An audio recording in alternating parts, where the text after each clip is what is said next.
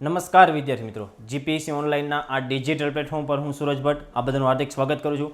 વિદ્યાર્થી મિત્રો, આપણે જે આવનારી એક્ઝામ છે જે ડીવાયએસઓ અને એસટીઆઈના આપણે જે મહત્ત્વના જે ન્યૂઝ હોય, જે કરંટ અફેરના જે મુદ્દાઓ છે એ કરંટ અફેરના મુદ્દાઓ વિશે આપણે અહીંયા ચર્ચા કરવાના છીએ કે જે આપણી આવનારી એક્ઝામ ડીવાયએસઓ અને એસટીઆઈની જે એક્ઝામ જે પ્રિલિમિનરી એક્ઝામ છે એ પ્રિલિમિનરી એક્ઝામમાં આપણને આ જે વર્તમાન પ્રવાહોના જે કંઈ પણ મુદ્દાઓ છે એ મુદ્દાઓ આપણને ઉપયોગી થાય એના માટેનો એક આ સ્પેશિયલ લેક્ચર જીપીએસસી ઓનલાઈન દ્વારા ગોઠવવામાં આવ્યો છે. તો વધારેમાં વધારે લોકો સુધી આનો લાભ તમે પહોંચાડો, લોકોને શેર કરજો અને આ લેક્ચરને લાઇક કરજો. તો હવે આપણે ડાયરેક્ટ ન્યૂઝ ઉપર આવી જઈએ છીએ અને ટુ ધ પોઈન્ટ ન્યૂઝ આપણા ચાલશે અને થોડુંક એમ કહી શકું કે સ્પીડમાં ચાલશે. અને બીજી એક વાત કરું કે આપણે જે આ કોઈ પણ મુદ્દાઓ આપણે અહીંયા જે રેડી કરેલા છે એ બધા જ મુદ્દાઓ ટુ ધ પોઈન્ટ જે રીતે એક્ઝામમાં પૂછાતા હોય એ જ ન્યૂઝના એ જ મુદ્દાઓ આપણે કવર કરેલા છે. તો હવે આપણે શરૂ કરીએ છીએ.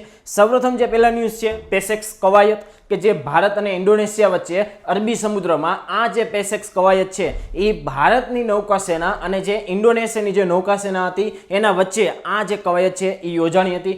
એક્ઝામમાં આપણે એવી રીતે આવી શકે કે પેસેક્સ કવાયત કયા બે દેશો વચ્ચે યોજાણી હતી, અથવા જે ભારત અને ઇન્ડોનેશિયા જે દેશ છે એમાંથી નીચેનામાંથી કયો સૈન્ય અભ્યાસ છે એ થયેલો હતો, નૌકાદળનો અભ્યાસ છે એ થયેલો જોવા મળતો હતો. અને કઈ જગ્યાએ જોવા મળતો હતો? તો અરબી સમુદ્રમાં જોવા મળતો હતો. ત્યારબાદ ભારતનું પ્રતિનિધિત્વ નીચેનામાંથી કયા આઈએનએસ દ્વારા કરવામાં આવેલું હતું? તો આઈએનએસ તલવારે છે એ ભારતીય નૌકાદળનું પ્રતિનિધિત્વ છે એ પેસેક્સ કવાયત નૌકાદળનો કવાયત છે. એ નૌકાદળના કવાયતમાં આ જે છે વિદ્યાર્થી મિત્રો એ ઇન્ડોનેશિયા અને ભારત વચ્ચે આ જે પેસેક્સ કવાયત છે એ યોજાયેલું હતું. ત્યારબાદ ડીઆરડીઓ દ્વારા એક સ્માર્ટ એન્ટી એરફિલ્ડ વેપન છે એ વિકસાવવામાં આવેલું છે. સ્માર્ટ એન્ટી એરફિલ્ડ વેપન વિદ્યાર્થી મિત્રો જેનું પરીક્ષણ પોખરણ ખાતે થારના રણમાં રાજસ્થાન જે રાજ્ય આવેલું છે એમાં કરવામાં આવેલું છે. તમે જોઈ શકો છો પોખરણ રેન્જ થારના રણમાં સ્વદેશી ઢબે નિર્મિત કે જે એન્ટીટેક ગાઇડેડ મિસાઇલ કઈ છે અહીંયા? તો એ હેલિના છે. હેલિના છે એ કોના માટે છે? તો આર્મી એટલે કે સૈન્ય માટે. અને જ્યારે ધ્રુવાસ્ત્ર આવશે તો એ કોના માટે છે? તો એ વાયુસેના માટે. ખાસ ધ્યાન રાખજો, આ છે એ સ્થળ સેના માટે છે હેલિના, જેને આપણે આર્મી કહીએ છીએ, આપણે એરફોર્સ કહીએ છીએ. ધ્રુવાસ્ત્ર છે એ વાયુસેનાની આવૃત્તિ છે, ત્રીજી પેઢીની એન્ટી ટેન્ક ગાઇડેડ મિસાઇલ છે કે જે નાગ મિસાઇલનું એક આધુનિક સંસ્કરણ કહી શકીએ. નાગ મિસાઇલનું આપણે આધુનિક સંસ્કરણ કહી શકીએ. અને હેલિકોપ્ટર લોંગ આવૃત્તિ છે વિદ્યાર્થી મિત્રો. ત્યારબાદ defence research and development organisation દ્વારા આ જે સ્વદેશી રીતે જે હેલિના અને ધ્રુવાસ્ત્ર છે એનું ડિઝાઇન અને વિકસિત કરવામાં આવેલી હતી. હેલિના અને ધ્રુવાસ્ત્ર ડાયરેક્ટ હિટ મોડ સાથે ટોપ એટેક મોડ બંનેમાં લક્ષ્ય છે એ સાધી શકે છે. હવે આપણને એક્ઝામમાં માત્ર આપણે આ યાદ રાખવાનું છે હેલિના શું છે?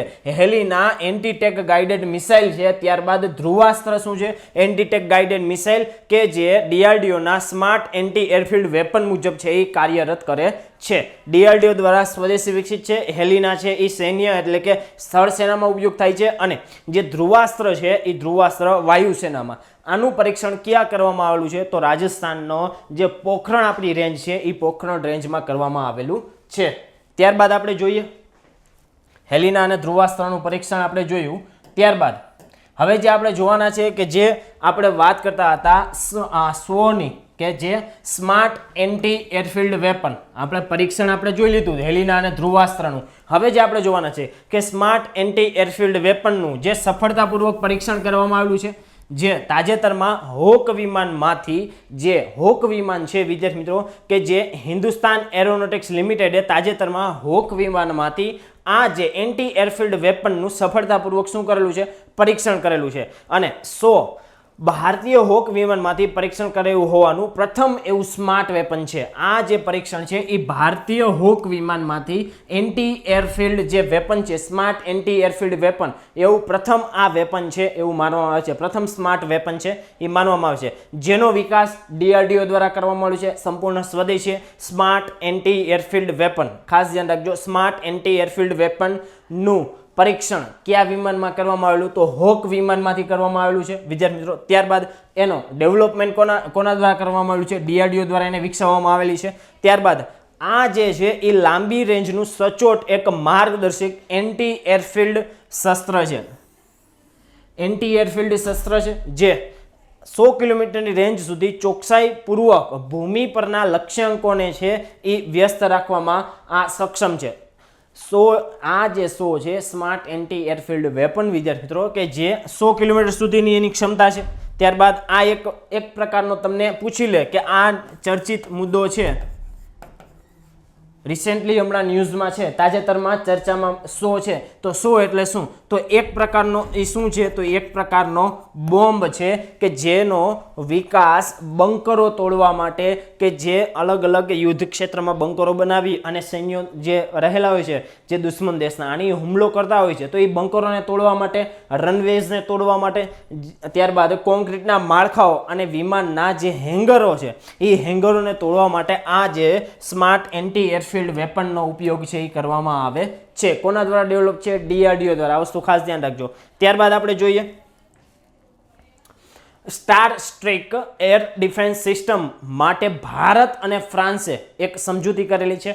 સ્ટાર સ્ટ્રેક હવાઈ સંરક્ષણ પ્રણાલી, તો એના અંગે આપણે જે ફ્રાન્સની જે બહુરાષ્ટ્રીય કંપની જે થેલ્સ છે અને ભારતીય સરકારની જે કંપની છે ભારત ડાયનામિક્સ લિમિટેડ, એના વચ્ચે સમજૂતી થયેલી હતી. શેના માટે?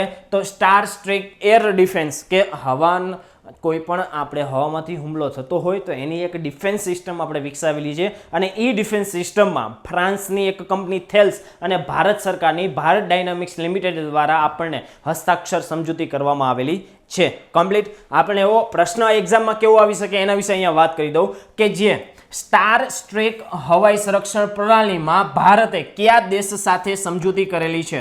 તો આવશે આપણો આન્સર ફ્રાન્સ આવશે. હું એવી જ રીતે કરાવીશ જે રીતે આપણા પ્રશ્ન પૂછાતા હોય. અમુક જે છે એ આપણે એમ કહી શકીએ કે જે વિધાનવાળા વાક્યો છે તો એમાં થોડુંક આપણે ડિટેલમાં વાત કરશું. બાકી આવા મોટાભાગના આવા પ્રશ્નો છે સાયન્સ એન્ડ ટેકના વિદ્યાર્થી મિત્રો. ત્યારબાદ આ શું છે? તો એક ટૂંકી રેન્જથી જમીનથી હવામાં પ્રહાર કરનારી એક મિસાઇલ છે.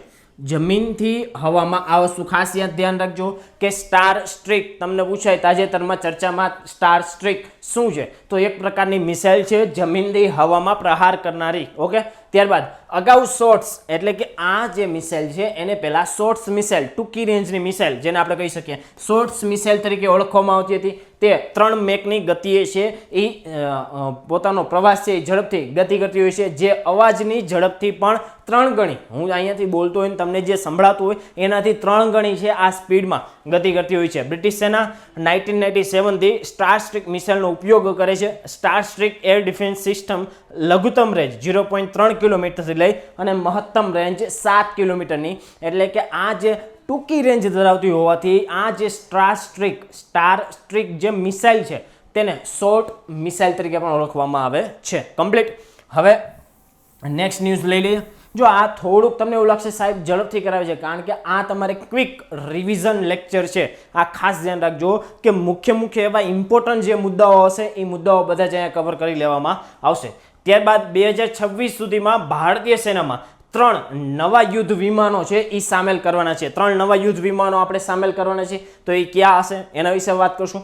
2026 સુધીમાં 3 નવા યુદ્ધ વિમાનો, 2 છે એ વાયુસેનામાં આવવાના છે અને 1 છે એ નૌસેનામાં આવવાનો છે. જેમાં આ જે 3 નવા યુદ્ધ વિમાનો છે જેમાં LCA એટલે લાઇટ કોમ્બેટ એરિયર મેક 2 આવૃત્તિવાળું, ત્યારબાદ એડવાન્સ મીડિયમ એરક્રાફ્ટ AMCA તરીકે ઓળખવામાં આવે છે, અને નૌસેનામાં જે આવવાનું છે એ twin engine deck based fighter plane જે છે એ યુદ્ધ વિમાન છે એ સમાવવામાં આવવાના છે. તો હવે આપણે LCA MK2 વિશે વાત કરશું કે જેમાં 6.5 પેલોડ ક્ષમતા ધરાવતું 6.5 પેલોડ ક્ષમતા ધરાવતું એમાં બહુ મોટું એન્જિન હશે અને 1980માં બનાવવામાં આવેલું હતું વિદ્યાર્થી મિત્રો. પરંતુ આપણે અત્યારે આમાં આપણા જે છે એ દાખલ કરવામાં આવ્યું છે અને LCA મેક 2 4.5 પેઢીનું આ વિમાન છે. ત્યારબાદ ઉપયોગાનો કોણ કરશે તો વાયુસેના દ્વારાનો ઉપયોગ કરવામાં આવશે અને આ જે LCA મેક 2 છે એ કયા વિમાનનું સ્થાન લેશે તો મિરાજ 200 છે એનું જે સ્થાન છે LCA મેક 2 દ્વારા લેવામાં આવશે. ત્યારબાદ જે આપણે વાત કરતા હતા એડવાન્સ મીડિયમ એરક્રાફ્ટ એ પણ આપણે વાયુસેનામાં મૂકવાના છીએ 2026 સુધીમાં 5મી પેઢીનું છે. ભારતીય વાયુસેનામાં સામેલ કરવામાં આવશે. આ એક સ્ટીલ્થ વિમાન છે જે લો રડાર ક્રોસ કરીને એમ કહી શકીએ કે એના રડારમાં છે એ નીચે ઉડતું હોવા છતાંય પણ રડારમાં છે એ આવશે નહીં કે લો રડાર ક્રોસ સેક્શન મેળવવા માટે તેનો આકાર છે એ અનન્ય છે. કુલ રેન્જ એની 1000 કિલોમીટરથી લઈ અને 3000 કિલોમીટરની જોવા મળશે.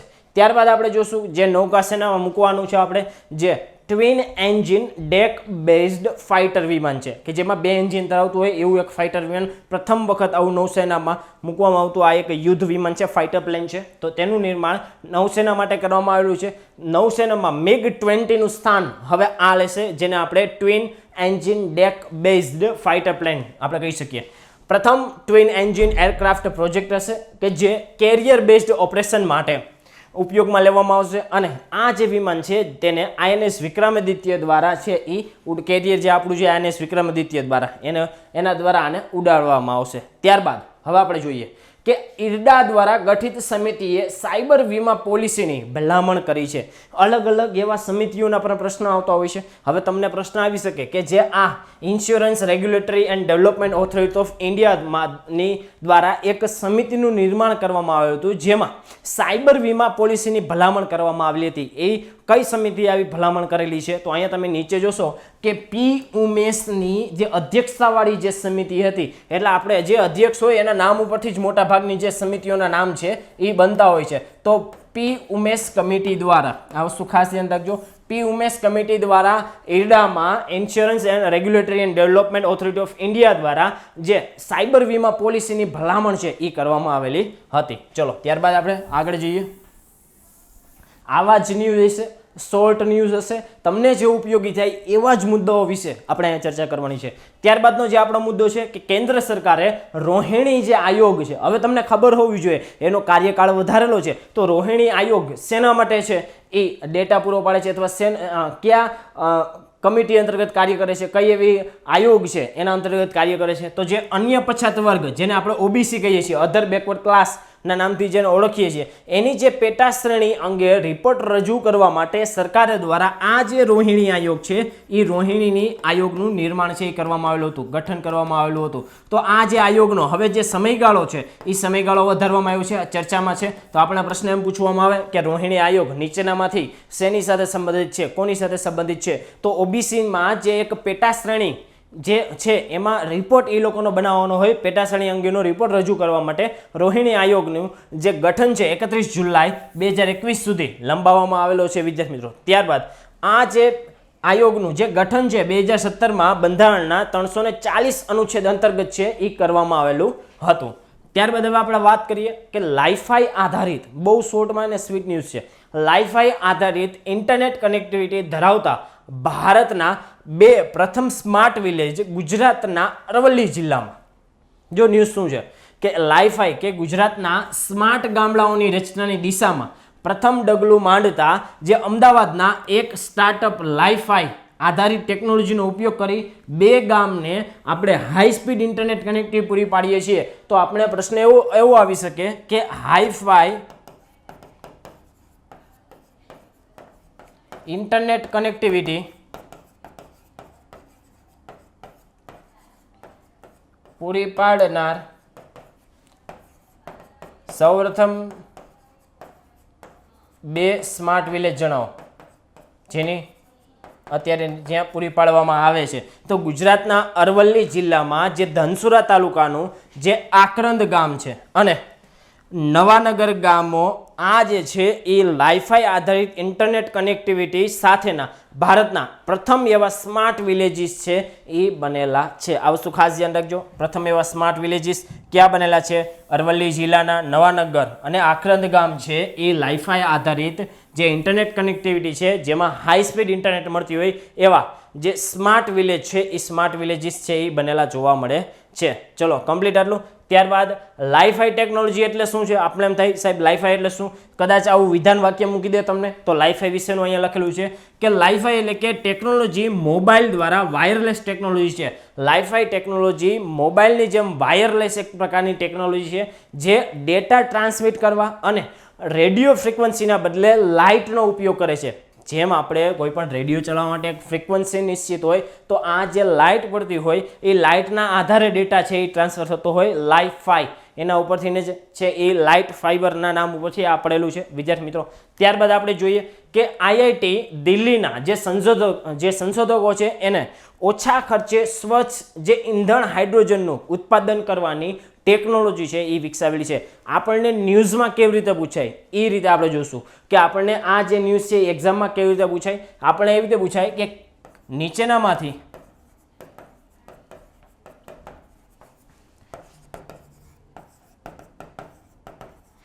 કઈ સંસ્થા દ્વારા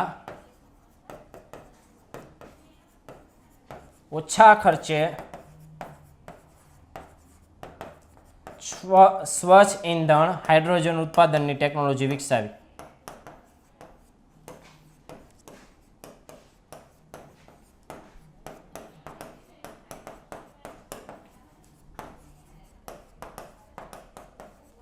તો આપણને આવું પૂછાય તો આપણે ડાયરેક્ટ આન્સર આપી દેવાનો આઈઆઈટી દિલ્હીના સંશોધકો દ્વારા ઓછા ખર્ચે પાણીમાંથી સ્વચ્છ ઈંધણ હાઇડ્રોજનનું ઉત્પાદન કરી શકીએ એવી ટેકનોલોજી છે આઈઆઈટી દિલ્હી દ્વારા વિકસાવવામાં આવેલી છે। ત્યારબાદ ખાલી એક ઓનલાઈનર જેવો પ્રશ્ન હતો કે હિમાચલ પ્રદેશ ઈ કેબિનેટ લાગુ કરનારું ભારતનું પ્રથમ રાજ્ય છે।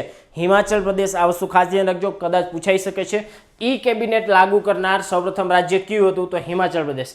ત્યારબાદ ઈસરો દ્વારા એક સ્વદેશી જે છે એ મેપ બનાવવામાં આવેલો છે। ઈસરો દ્વારા સ્વદેશી મેપ બનાવવામાં આવેલો છે તો એના વિશે જોશું સ્વદેશી મેપ વિશે કે ઇન્ડિયન સ્પેસ રિસર્ચ ઓર્ગેનાઇઝેશન અને મેપ માય ઇન્ડિયા દ્વારા એ ગૂગલ મેપનો સ્વદેશી વિકલ્પ પસંદ કરવા માટે એક આપણે સ્વદેશી મેપ બનાવવાની વાત કરેલી છે। તો આ આપણે પ્રશ્ન કેવી રીતે પૂછાઈ શકે કે કોના દ્વારા ભારત છે એ સ્વદેશી મેપ બનાવવાની છે? તો ઈસરો અને જે મેપ માય ઇન્ડિયા દ્વારા ગૂગલની જેમ જ ભારતનો એક સ્વદેશી એક મેપ બનાવવાનો વિકસિત કરવા માટે ભાગીદારી કરેલી છે।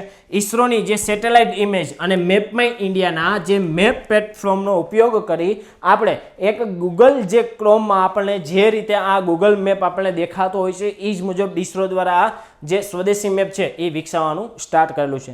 ત્યારબાદ બીજા એક ન્યૂઝ છે ઈસરોએ 18 ઉપગ્રહો છે એ લોન્ચ કરેલા છે ઈસરો દ્વારા। તો આપણે 2021નું આ પ્રથમ એવું જે આપણે એમ કહી શકીએ કે ઈસરોનું મિશન હતું જે PSLV C51 દ્વારા છે એ વડાપ્રધાનની તસવીર અને એની સાથે ભગવદ્ ગીતાની ડિજિટલ આવૃત્તિ આપણે છે એ અવકાશમાં મોકલેલી છે।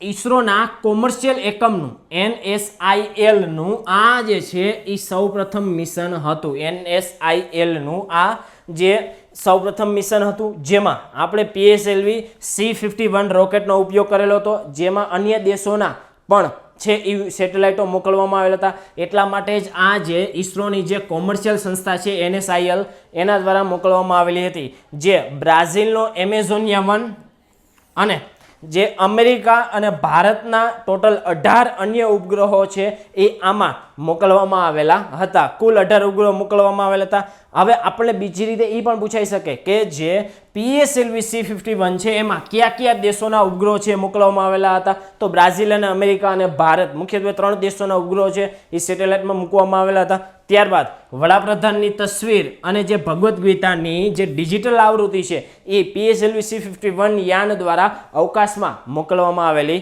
હતી। ત્યારબાદ આનું જે આપણે કહી શકીએ કે ક્યાંથી રવાના કરેલું હતું એ તો બધાને ખ્યાલ જ હોય કે આંધ્રપ્રદેશના જે સતીશ ધવન જે સ્પેસ સ્ટેશન છે જે શ્રી હરિકોટા ખાતે આવેલું છે ત્યાંથી આપણે આને લોન્ચ કરવામાં આવેલું હતું। ત્યારબાદ ઈસરોએ જે 18 ઉપગ્રહો લોન્ચ કર્યા એની થોડીક ડીપમાં માહિતી આપેલી છે કારણ કે આમાંથી પ્રશ્ન આવવાની સંભાવના રહેશે કે ઈસરોનું જે વ્યવસાયિક એકમ જેને આપણે NSIL કહેતા હતા ન્યૂ સ્પેસ ઇન્ડિયા લિમિટેડ એનું ફૂલ ફોર્મ છે NSIL new space India limited જેના દ્વારા આ જે આખું મિશન છે એ મોકલવામાં આવેલું હતું કે જે વિદેશના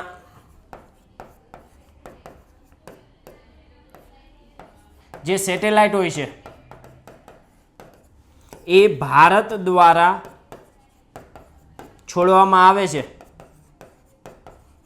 જે ઈસરોની જે વ્યવસાયિક જે સંસ્થા કે જે આ જે કોઈ અન્ય દેશના જે સેટેલાઇટ છે એને આપણા રોકેટ યાનમાંથી મોકલવું હોય, આપણા ધરતી ઉપરથી આપણે એને મોકલવું હોય અવકાશમાં, તો એના માટે ઈસરોની જે સંસ્થા છે, જે પહેલાં અંતરિક્ષ હતી અને અત્યારે બીજી એક સંસ્થાનું નામ છે ન્યૂ સ્પેસ ઇન્ડિયા લિમિટેડ, બંને ઈસરો દ્વારા જ સંચાલિત કરવામાં આવે છે અને બંને વ્યવસાયિક એકમ માટેની આ સંસ્થાઓ છે.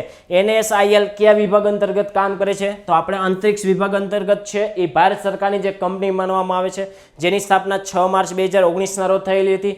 ત્યારબાદ NSIL સ્પેસક્રાફ્ટ ઇન્ક USA સાથેની વાણિજ્યિક વ્યવસ્થા હેઠળ આ મિશન છે એ હાથ ધરવામાં આવેલું હતું. ત્યારબાદ PSLV C-51 જે રોકેટ લોન્ચિંગ હતું એના વિશે બેઝિક માહિતી આપેલી છે કે જે PSLV C-51 એક પોલાર સેટેલાઇટ લોન્ચ વ્હીકલ છે. PSLV નું પૂરું નામ કે જેનું 53મું આ મિશન છે. વિદ્યાર્થી મિત્રો 18 સહપ્રવાસી ઉપગ્રહો એમાં છોડવામાં આવેલા હતા, જેમાં 4 ઇન સ્પેસના હતા. વિદ્યાર્થી મિત્રો ત્યારબાદ જે 4 હતા એમાંથી જે 3 ઉપગ્રહો હતા એ ભારતની 3 શૈક્ષણિક સંસ્થાઓના કોન્સોર્ટિયમ યુનિટી સેટ્સ માંથી અને એક ચેન્નઈ સ્થિત સ્પેસ કિટ્સ ઇન્ડિયાના સતીશ ધવન ઉપગ્રહનો અને એક છે DRDOનો અને અન્ય 13 જે ઉપગ્રહો હતા એ કોના હતા? તો અમેરિકા દેશના હતા. એક છે એ બ્રાઝિલનો એમેઝોનિયા 1 હતો. વિદ્યાર્થી મિત્રો ત્યારબાદ સિંધુ નેત્ર હિન્દ મહાસાગર પર દેખરેખ રાખવા માટે એક ઉપગ્રહ છે મોકલવામાં આવેલો હતો. ભારતના જે DRDOના જે યુવા વૈજ્ઞાનિક દ્વારા તૈયાર કરવામાં આવેલો એક સૂક્ષ્મ ઉપગ્રહ જેને આપણે કહી શકીએ, એ સૂક્ષ્મ ઉપગ્રહનું નામ જણાવો તો સિંધુ નેત્ર છે. શેના માટે આપણે એને છોડવામાં આવેલો છે? તો જે હિન્દ મહાસાગર ઉપર દેખરેખ રાખવી હોય, ત્યારબાદ આપણા જે દુશ્મન દેશો હોય, પાડોશી દેશોની જે હરકતો ઉપર નજર રાખવા માટે આપણે આ જે સિંધુ ક્ષેત્ર જે ઉપગ્રહ છે એ મૂકવામાં આવેલો હતો. ત્યારબાદ ભારતના પ્રથમ ટોય ફેર, ભારતનો એવો પ્રથમ ટોય ફેર 2021માં આપણે કરવામાં આવેલો હતો. આપણો ભારતનો સૌપ્રથમ આ ટોય ફેર છે. તો રમકડા મેળાનું આભાસી રીતે ઉદ્ઘાટન વડાપ્રધાન શ્રી દ્વારા કરવામાં આવેલું હતું. આ રમકડા મેળા દરમિયાન IIT ગાંધીનગરમાં સ્થિત, જો અહીંયા આ પ્રશ્ન આવી શકે છે, IIT ગાંધીનગરમાં સ્થિત સેન્ટર ફોર ક્રિએટિવ લર્નિંગ અને તેના 75 ક્રિએશનને પ્રદર્શિત કરવામાં આવેલા હતા. IIT ગાંધીનગરમાં આ જે રમકડા છે એ રમકડા મેળામાં જે સેન્ટર ફોર ક્રિએટિવ લર્નિંગ માટેના 75 એવા ટોય જે ક્રિએશન છે એ દેખાડવામાં આવેલા હતા. ત્યારબાદ આ જે ટોય જે ફેર હતો એ કોના દ્વારા આયોજિત કરવામાં આવેલો હતો? તો કાપડ મંત્રાલય, શિક્ષણ મંત્રાલય અને વાણિજ્ય અને ઉદ્યોગ મંત્રાલયના સંયોગથી આ જે ટોય ફેર છે એનું આયોજન આભાસી રીતે કરવામાં આવેલું છે. ત્યારબાદ 2021ના ઇન્ડિયા ટોય ફેરની એક વેબસાઇટ છે એ આપણે બનાવેલી હતી, www.theindiatoyfairin.in. આ છે એ આ જે ટોય ફેરમાં છે એ લોન્ચ કરવામાં આવેલી હતી. ત્યારબાદ આપણે વાત કરશું કે ઇન્ડિયા જસ્ટિસ રિપોર્ટ 2020 એ શું છે એના વિશે જોઈએ કે તાજેતરમાં ટાટા ટ્રસ્ટે, ટાટા જે ટ્રસ્ટ છે એ ટાટા ટ્રસ્ટ દ્વારા centre for social justice, common cause Daksh, Vidhi centre for legal policy અને કોમનવેલ્થ હ્યુમન રાઇટ્સ ઇનિશિયેટિવના સંયોગથી ઇન્ડિયા જસ્ટિસ રિપોર્ટ છે 2020 એ જારી કરવામાં આવ્યો છે, બહાર પાડવામાં આવ્યો છે. આ ઘણી બધી એવી સંસ્થાઓ છે કે એના દ્વારા ઇન્ડિયા જસ્ટિસ રિપોર્ટ છે એ 2020માં બહાર પાડવામાં આવેલો છે. ત્યારબાદ હવે રેન્કિંગ છે એ આપણે પૂછાઈ શકે છે, કારણ કે એમાં ઘણી બધી સંસ્થાઓ જોડાયેલી હતી. માત્ર એક સંસ્થા દ્વારા રિપોર્ટ બહાર પાડવામાં આવેલો હોય તો એ રિપોર્ટ છે એ આપણે એક્ઝામમાં પૂછાતો હોય છે. હવે આપણે વાત કરશું કે સમગ્ર રેન્કિંગ ન્યાય વિતરણ પ્રણાલી છે એના 4 મુખ્ય સ્તંભો છે. એ 4 સ્તંભોના આધારે અલગ અલગ જે રાજ્યો છે એ ભારતના અલગ અલગ રાજ્યોમાં આ રેન્કિંગ છે એ આપવામાં આવેલી છે. જેમાં આપણે વાત કરીએ, એક છે એ ન્યાયપાલિકા, ત્યારબાદ પોલીસ, જેલ અને કાયદાકીય સહાયમાં રાજ્યોનું રેન્કિંગ છે એ કરવામાં આવેલું છે. જેમાં 18 રાજ્યોમાં મહારાષ્ટ્ર રાજ્ય છે એ સતત જે ટોચના સ્થાને છે આ જે સમગ્ર રેન્કિંગ છે એમાં. જેમાં ત્યારબાદ છે એ તમિલનાડુ અને તેલંગાણા સૌથી નીચલા ક્રમે હોય તો એ ઉત્તર પ્રદેશ રાજ્ય રહેલું છે. ત્યારબાદ નાના રાજ્યોની વાત કરીએ, મોસ્ટ એમપી આપણે આ રાખવાનું છે કે મહારાષ્ટ્ર સૌથી ટોચ ઉપર છે અને ઉત્તર પ્રદેશ છે એ સૌથી નીચલા ક્રમ ઉપર છે. ઇન્ડિયા જસ્ટિસ રિપોર્ટની આપણે વાત કરીએ છીએ અને નાના રાજ્યોમાં આપણે વાત કરીએ તો ગોવા છે એ ટોચના ક્રમે છે અને સૌથી નીચલા ક્રમ ઉપર આપણે વાત કરીએ તો એ અરુણાચલ પ્રદેશ છે. જસ્ટિસ રિપોર્ટની આપણે વાત કરીએ છીએ.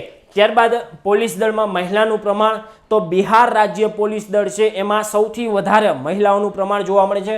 બિહાર રાજ્ય પોલીસ દળમાં 25% મહિલાઓને રોજગાર આપવાની સાથે 25 રાજ્યોની યાદીમાં બિહાર રાજ્ય છે એ પ્રથમ ક્રમાંક ઉપર છે.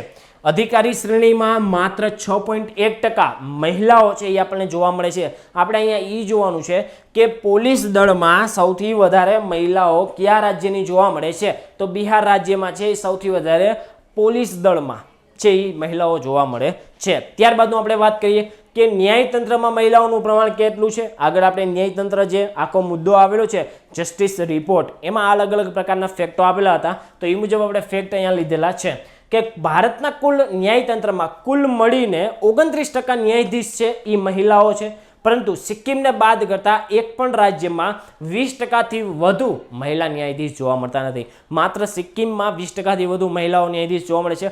અમુક એવા રાજ્યો છે કે જેની હાઈકોર્ટમાં એક પણ મહિલા ન્યાયાધીશ નથી, તો એવા કયા રાજ્યો છે, તો એના વિશે જોઈએ. 4 રાજ્યો છે, બિહાર, ઉત્તરાખંડ, ત્રિપુરા અને મેઘાલય. જે આ 4 રાજ્યો છે, બિહાર, ઉત્તરાખંડ, ત્રિપુરા અને મેઘાલય, જેમાં મહિલા હાઈકોર્ટમાં ન્યાયાધીશ તરીકે જોવા મળતી નથી. ત્યારબાદ આગળ આપણે વાત કરીએ નોન બેન્કિંગ ફાઇનાન્શિયલ કંપની વિશે, એનબીએફસી વિશે.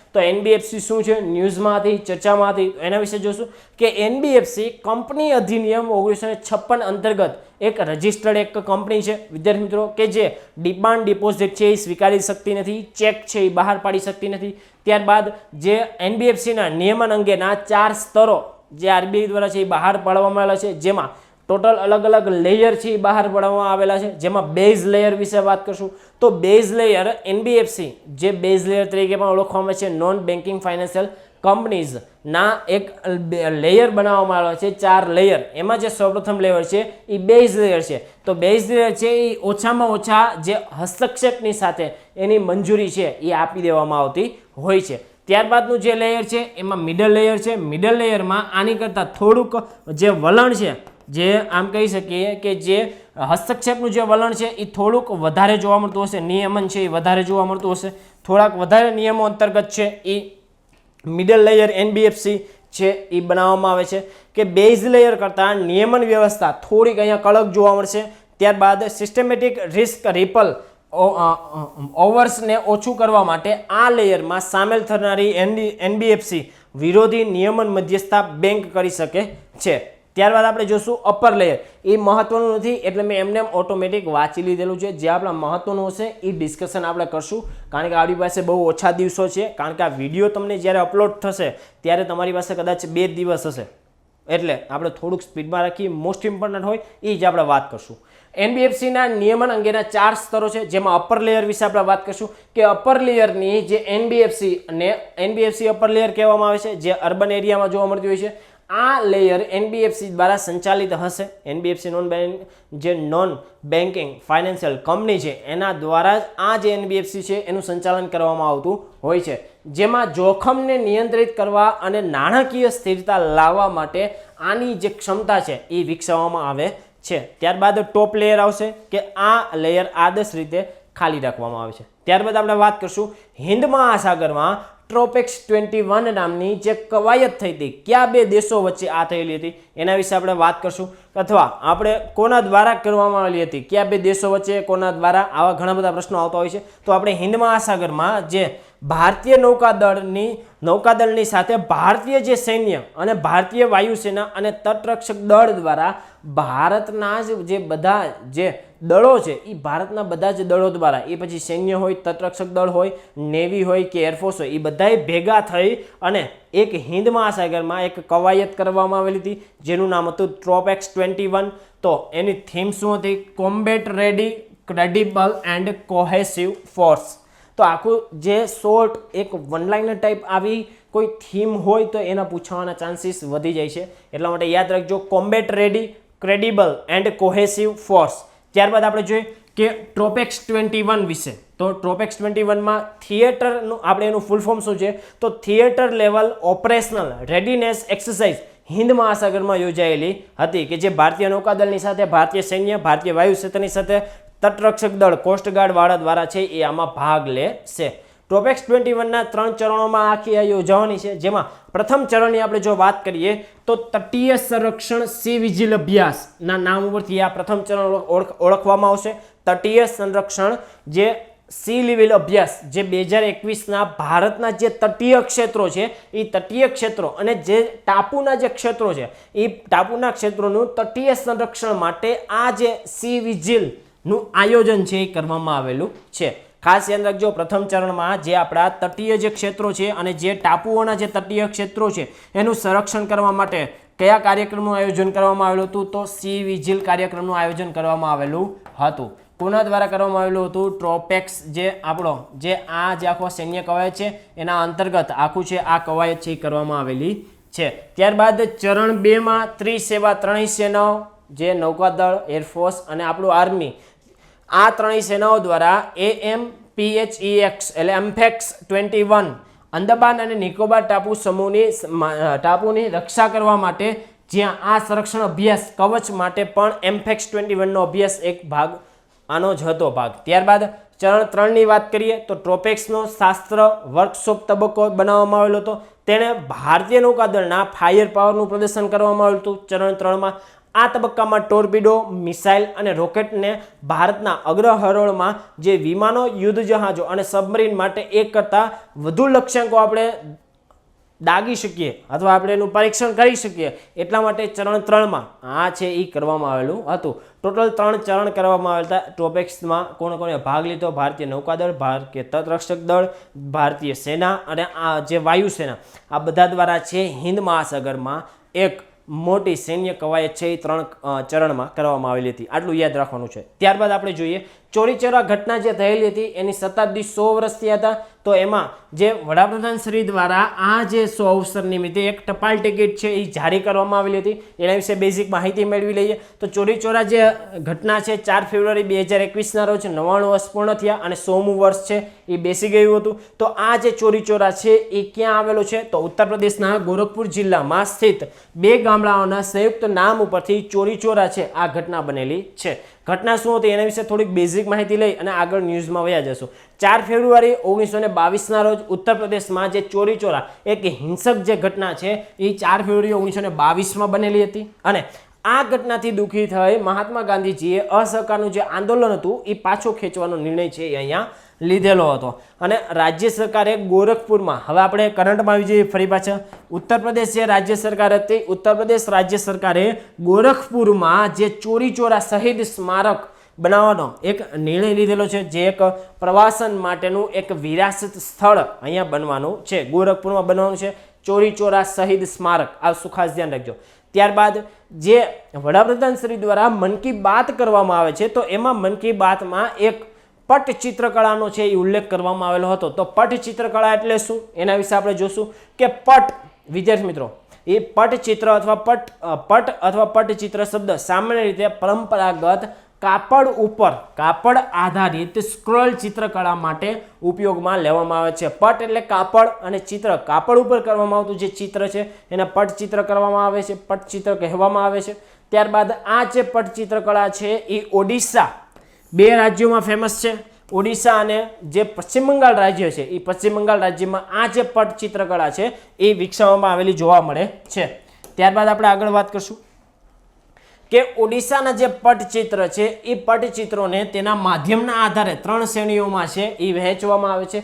ઓડિશાના આપણે જે પટચિત્ર છે એના વિશે હવે વાત કરશું. તો આ જે કાપડ પરના ચિત્રોને પટચિત્ર કહેવામાં આવે છે. જે કાપડ ઉપર દોરવામાં આવતા જે ચિત્રો છે, આ ઓડિશાના જે 3 ભાગ છે એના વિશે આપણે વાત કરશું, જેમાં એક ભાગને આપણે કાપડ ઉપર દોરવામાં આવે છે જેને આપણે પટચિત્ર કહીશું. ત્યારબાદ જે ભીંત ઉપર દોરવામાં આવે છે, જે દિવાલો ઉપર દોરવામાં આવે છે એને ભીંતિચિત્ર કહેવામાં આવે છે. જે દિવાલો ઉપર દોરવામાં આવતા જે પટચિત્રો છે જેને ભીંતિચિત્ર કહેવામાં આવે છે અને જે તાડના પત્તાઓ ઉપર, પાંદડાઓ ઉપર જે ચિત્ર દોરવામાં આવે છે એને તાલપત્ર ચિત્ર, તાલપત્ર ચિત્ર તરીકે ઓળખવામાં આવે છે. આ હતા એ ઓડિશા રાજ્યમાં જોવા મળતા પટચિત્રોના પ્રકારો. ખાસ ધ્યાન રાખજો 3 વિશે વાત કરી. એક હતું પટચિત્ર, એ સામાન્ય કાપડ ઉપર દોરવામાં આવતું હતું. એક હતું દિવાલ ઉપર, જેને ભીતિ ચિત્ર કહેવામાં આવતું હતું. અને કે તાળના જે પાંદડાઓ છે એમાં જે દોરવામાં આવતું હતું એને તાલપત્ર ચિત્ર તરીકે ઓળખવામાં આવે છે. ત્યારબાદ આપણે જોઈએ આ જે પટચિત્રને જીઆઈ ટેગ પણ આપવામાં આવેલું છે, તો એના વિશે પણ ન્યૂઝમાં હતું, તો આપણે એના વિશે વાત કરીએ કે પટચિત્રનું જિયોગ્રાફિકલ ઇન્ડિકેશન જે છે એ બંને રાજ્યોને પાછું મળેલું છે. એ ઓડિશા અને પશ્ચિમ બંગાળમાં તેની શૈલી અને ચિત્રોની લાક્ષણિકતાના કારણે અલગ અલગ થોડુંક છે એ મળેલું જોવા મળે છે. ઓડિશાના પટચિત્રની નોંધણી ઓડિશા પટચિત્ર તરીકે ઓળખવામાં આવે છે, અને જે પશ્ચિમ બંગાળના જે પટચિત્રો છે એ બેંગાલ પટચિત્ર તરીકે જીઆઈ ટેગમાં સ્થાન પામેલ છે. ત્યારબાદ એરો ઇન્ડિયા શો 2021 વિશે વાત કરી લઈ, જેની થીમ હતી કન્સીવ, કન્ડિન્જનાઇઝ, કોલાબરેટ. આ જે છે એ એરો ઇન્ડિયા 2021ના જે શો હતી એની થીમ હતી, જેમાં ધ એરો ઇન્ડિયા 2021 શોની આ 13મી આવૃત્તિ હતી. 2021 ફેબ્રુઆરીમાં યોજાયેલી હતી. અને ક્યાં યોજાઈ છે વિદ્યાર્થી મિત્રો? તો મોટાભાગે કર્ણાટકના બેંગ્લોરના જે યલહંકા એરફોર્સ સ્ટેશને છે એ યોજાણી હતી. આત્મનિર્ભરતા ફોર્મેશનના ફ્લાઇટનું અહીંયા પ્રદર્શન છે એ કરવામાં આવેલું હતું. ત્યારબાદ ઉત્તરાખંડમાં જે ચમોલી હોનારત આવેલું હતું એના વિશે થોડીક બેઝિક માહિતી આપી દઉં કે ઉત્તરાખંડના ચમોલી જિલ્લામાં તપોવન રૈની ક્ષેત્રમાં વહેલી સવારે જે નંદાદેવી ગ્લેશિયર છે, આપણે આ પૂછાઈ શકે કે આ જે ઉત્તરાખંડમાં ચમોલી હોનારત આવેલું હતું કયા ગ્લેશિયરના તૂટવાથી આ જે હોનારત છે એ આવેલું હતું? તો નંદાદેવી ગ્લેશિયરના જે તૂટવાથી નદીમાં એનો એક ટુકડો ખાબકતા, જેમાં ધોળીગંગા, ઋષિગંગા અને અલકનંદા નદીઓમાં છે એ પૂર એકદમ આવી ગયેલું હતું વિદ્યાર્થી મિત્રો. જેમાં જે જળ વિદ્યુત મથકો હતા એ જળ વિદ્યુત મથકોના પ્રોજેક્ટોને પણ અસર થયેલી હતી. એનટીપીસીનો 520 મેગાવોટનો ક્ષમતા ધરાવતો તપોવન વિષ્ણુગઢ જે હાઇડ્રોલોજીકલ પ્રોજેક્ટ અને 130 મેગાવોટનો ઋષિગંગા હાઇડ્રલ જે પ્રોજેક્ટ છે એ સંપૂર્ણપણે આમાં ધોવાઈ ગયેલા હતા. ચલો કમ્પ્લીટ. ત્યારબાદના ન્યૂઝ છે કે વિશ્વ સતત વિકાસ શિખર સંમેલન 2020-21 વિશ્વ સતત વિકાસ શિખર સંમેલન છે, જેની theme redefining our common future, safe and secure environment for all. ખાસ થીમ જોજો, કારણ કે થોડીક વનલાઇનર ટાઈપની જેટલી થીમો હશે એ આપણે એક્ઝામમાં બહુ મહત્વની હશે. રીડિફાઇનિંગ અવર કોમન ફ્યુચર આટલી થીમ પૂછાઈ શકે. ત્યારબાદ safe and secure environment for all, આ એની ટેગલાઇન અથવા એની સાથે એનું એક વાક્ય છે. ત્યારબાદ આ જે 2021 સુધી વિશ્વ સતત એન્ડ રિસોર્સિસ ઇન્સ્ટિટ્યૂટ એ કરેલું હતું. આ જે વિશ્વ સતત વિકાસ સંમેલનનું આયોજન કોના દ્વારા કરવામાં આવેલું હતું? તો જે ટેરી જે સંસ્થા છે, ટેરી સંસ્થા દ્વારા છે એ આ જે શિખર સંમેલન છે એનું આયોજન છે એ કરવામાં આવેલું હતું. ત્યારબાદ જળ જીવન મિશન, પરંતુ અર્બન મિશનની આપણે અહીંયા વાત કરશું કે જે નાણાકીય વર્ષ 2021 અને 22ના કેન્દ્રીય બજેટમાં આ જે આપણો જે એસડીજી જે સસ્ટેનેબલ ડેવલપમેન્ટ ગોલ 6 અનુસાર બધાને પીવાનું ચોખ્ખું પાણી મળતું રહેવું જોઈએ, એના અનુસાર તમામ શહેરોમાં નળ દ્વારા ઘરમાં પાણી પહોંચાડવા માટે કેન્દ્રીય આવાસ અને શહેરી બાબતોના મંત્રાલય દ્વારા, તમને મંત્રાલય પણ પૂછાઈ શકે કે જળ જીવન મિશનનું જે શહેરી જે આ જે મિશન છે એના કયા મંત્રાલય દ્વારા લાગુ પાડવામાં આવશે? તો આવાસ અને શહેરી બાબતોનું જે મંત્રાલય છે અંતર્ગત આ જે મિશન છે એ યોજનાની જે જાહેરાત છે એ કરવામાં આવેલી છે.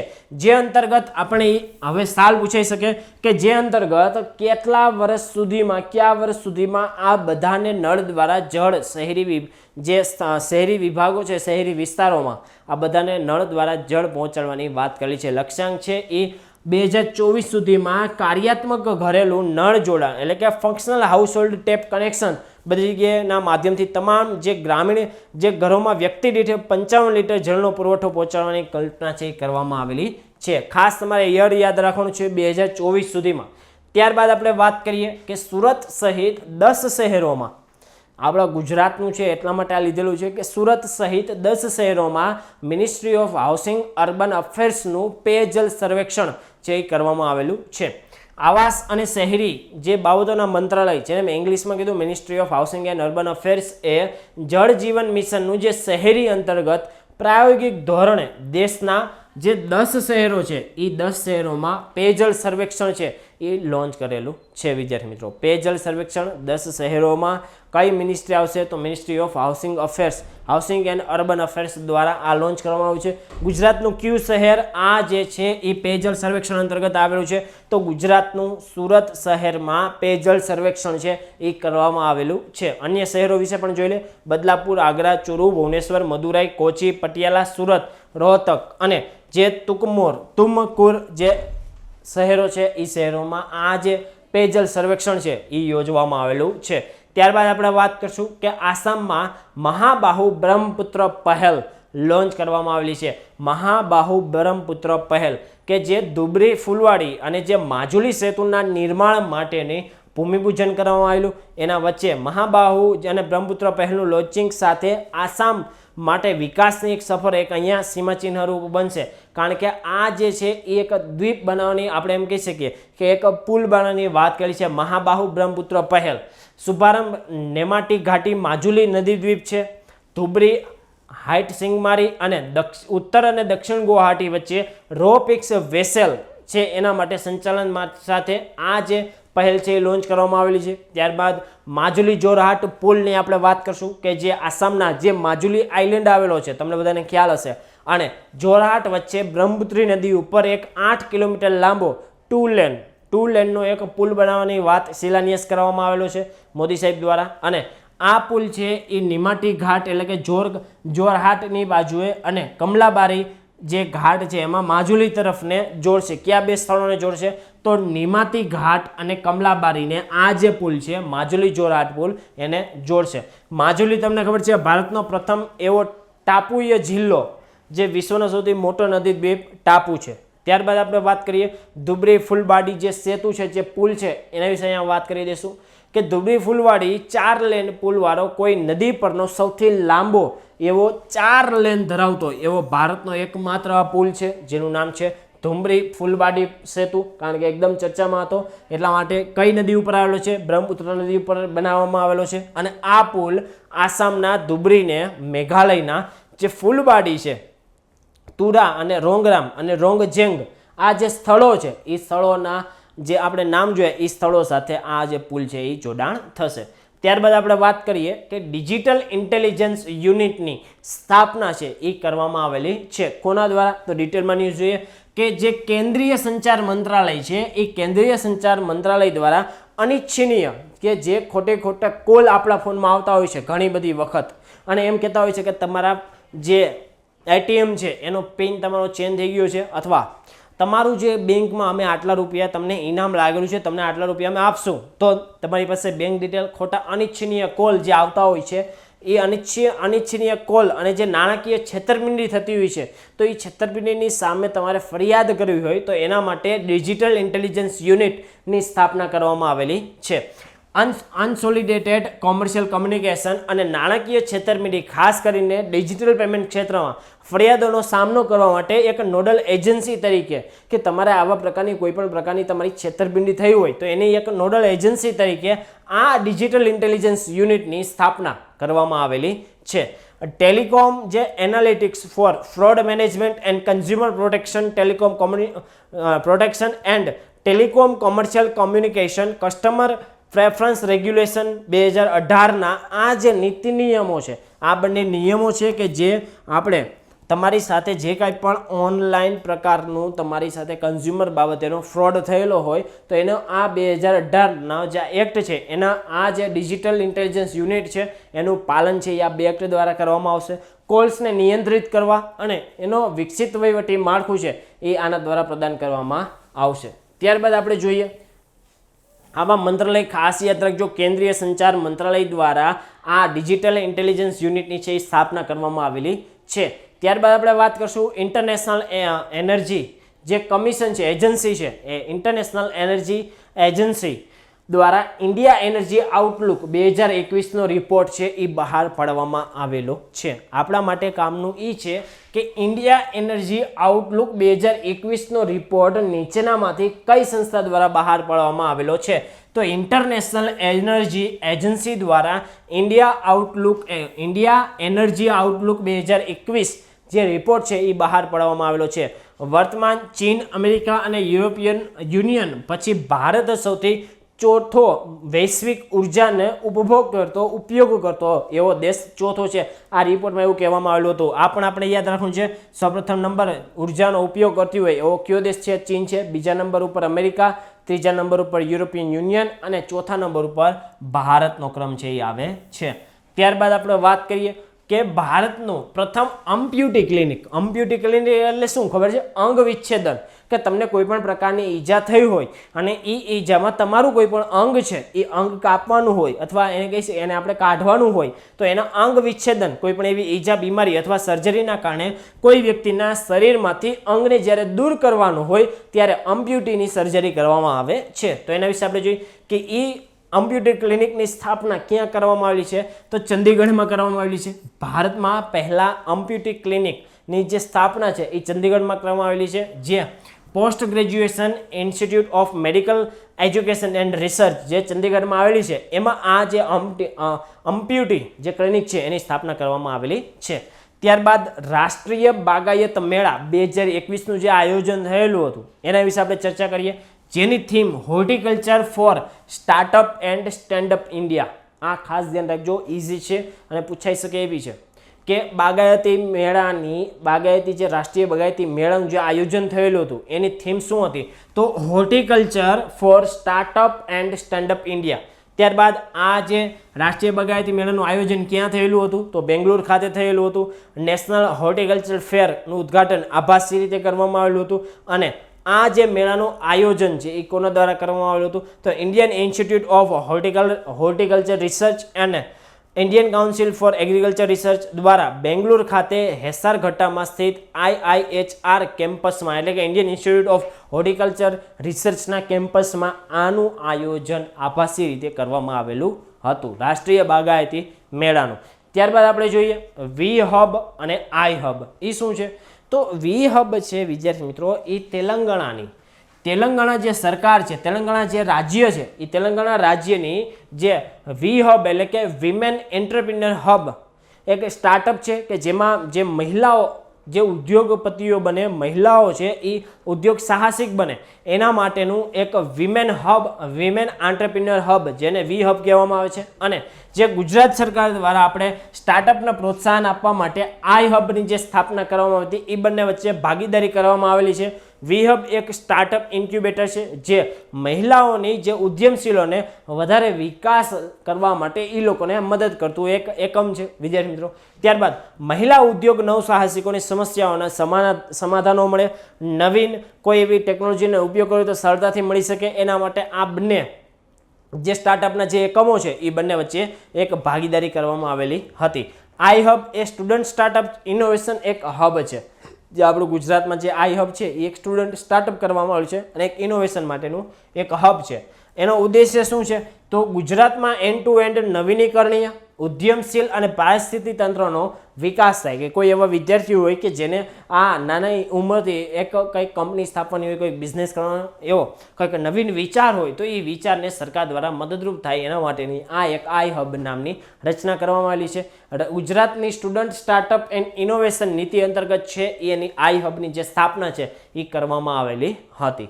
ત્યારબાદ આપણે જોઈએ કે કેન્દ્રીય જનજાતિ બાબતોના મંત્રાલય દ્વારા એક પોર્ટલ બનાવવામાં આવેલી છે, શ્રમ શક્તિ પોર્ટલ. કોના દ્વારા? કેન્દ્રીય જનજાતિ મંત્રાલય દ્વારા એક પોર્ટલ બનાવવામાં આવેલી શ્રમ શક્તિ પોર્ટલ. જેમાં પ્રવાસી શ્રમિકો, આ જે પ્રવાસી શ્રમિકો માટે રાજ્ય અને રાષ્ટ્ર કક્ષાના કાર્યક્રમોનું નિર્માણને સુવ્યવસ્થિત કરવા માટે રાષ્ટ્રીય પ્રવાસી સહાય પોર્ટલ જેને શ્રમ શક્તિ પોર્ટલ તરીકે પણ ઓળખવામાં આવે છે. વિદ્યાર્થી મિત્રો, શ્રમિકો માટે પ્રશિક્ષણ પુસ્તિકા શ્રમ સાથીનો પણ અહીંયા લોન્ચ કરવામાં આવેલું હતું. શ્રમ સાથી કોના દ્વારા લોન્ચ કરવામાં આવેલી છે? પુસ્તિકા છે એ કેન્દ્રીય જનજાતિ બાબતોના મંત્રાલય દ્વારા. શરૂઆત આદિવાસી પ્રવાસી શ્રમિકોનો ડેટા છે એ શરૂઆતમાં એકત્ર કરવામાં આવશે, એક જ પ્લેટફોર્મ ઉપર રાખવામાં આવશે અને તે ડેટાની હાલની જે કલ્યાણકારી યોજનાઓ છે સરકાર દ્વારા જે આદિવાસી જનજાતિઓ માટે જે કાંઈ પણ યોજનાઓ બહાર પાડવામાં આવે છે એ યોજનાનો લાભ એ લોકો લઈ શકે એના માટે સરકાર દ્વારા આ જે પોર્ટલ છે એ પોર્ટલનું નિર્માણ કરવામાં આવેલું છે. ત્યારબાદ આપણે જોઈએ અલગ અલગ પોર્ટલ બીજી છે કે જે આદિજાતિના વિકાસ માટે કરવામાં આવેલી છે. જે એક છે એ આસિમ પોર્ટલ જેને આત્મનિર્ભર સ્કિલ્ડ એમ્પ્લોયર મેપિંગ પોર્ટલ તરીકે પણ ઓળખવામાં આવે છે. આનું ફૂલ ફોર્મ યાદ રાખજો, આસિમ પોર્ટલ આત્મનિર્ભર સ્કિલ્ડ એમ્પ્લોયર મેપિંગ પોર્ટલ, કે જેમાં કૌશલ્ય વિકાસ અને ઉદ્યોગ મંત્રાલય દ્વારા જે કુશળ કામદારો છે એ કુશળ કામદારોને આજીવિકાની તકો શોધવા માટે આ પોર્ટલ દ્વારા છે એમને માહિતી બધી મળી શકે છે. કઈ પોર્ટલ? આસિમ પોર્ટલ. કોના દ્વારા વિકસિત કરવામાં આવેલી છે? તો કૌશલ્ય વિકાસ અને ઉદ્યોગ મંત્રાલય દ્વારા. શેના માટે વિકસિત કરવામાં આવેલી છે? કે જે કાંઈ પણ કુશળ કારીગરો છે એ કુશળ કારીગરોને ઝડપથી ઇઝીલી સરળતાથી આજીવિકા મળી શકે એના માટે આ જે આસિમ પોર્ટલ છે એની રચના કરવામાં આવેલી છે. ત્યારબાદના આપણે ન્યૂઝ જોઈ કે આઈઆઈટી મદ્રાસ દ્વારા તમને પ્રશ્ન પૂછાઈ શકે કે જે ઈ બાઇક લોન્ચ કરવામાં આવ્યું છે નીચેનામાંથી કઈ સંસ્થા દ્વારા ઈ બાઇક લોન્ચ કરવામાં આવ્યું છે? કે જે આઈઆઈટી મદ્રાસ છે, આઈઆઈટી મદ્રાસ દ્વારા ઇન્ક્યુબેટર સ્ટાર્ટઅપ પાઇપ બીમે, એનું નામ પીમો નામથી એક ઈ બાઇક લોન્ચ કરવામાં આવેલી છે. પીમો નામની ઈ બાઇક કોના દ્વારા લોન્ચ કરવામાં આવેલી છે? તો આઈઆઈટી મદ્રાસ દ્વારા, જેને ઇન્ક્યુબેટેડ સ્ટાર્ટઅપ પાઈ બીમે ઓળખવામાં આવે છે નામની ઈ બાઇક લોન્ચ કરવામાં આવેલી છે. ઈ બાઇક છે આ આપણો જે સ્માર્ટફોન જેટલો ચાર્જ થવામાં વાર લાગે છે એની કરતાં ઝડપથી આ જે ઈ બાઇક છે એ ઝડપથી સ્ટાર્ટ થઈ જાય છે. ટકાઉ અને સસ્તી આ ઈ બાઇક છે. 50 કિલોમીટરની ઝડપે આ જે ઈ બાઇક છે એ વહન કરી શકે છે, દોડી શકે છે.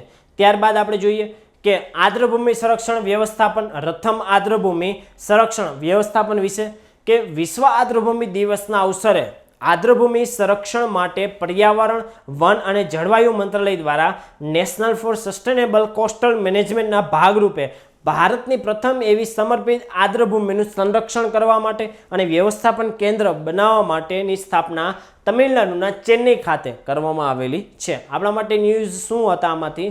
કે જે આપણે એક કેન્દ્ર બનાવશું કે જે આર્દ્રભૂમિના સંરક્ષણ માટે કામ કરશે, તો એ ભારતમાં ક્યાં એની સ્થાપના થયેલી છે? તો ભારતના ચેન્નઈ ખાતે centre for wetland conservation and મેનેજમેન્ટની સ્થાપના ભારતના તમિલનાડુમાં આવેલા ચેન્નઈ ખાતે, કે જે આર્દ્રભૂમિનું સંરક્ષણ કરશે, એનું કન્ઝર્વેશન કરશે, એના માટેની સ્થાપના કરવામાં આવેલી છે. ત્યારબાદ થોડીક ફેક્ટ મેં આર્દ્રભૂમિ સંબંધિત અહીંયા મૂકેલી છે, જેમાં ભારતમાં કુલ જે આપણો જમીન ભાગ છે એમાં આશરે 4.6% ભાગમાં આર્દ્રભૂમિનો જે વિસ્તાર છે એ રોકાયેલો જોવા મળે છે.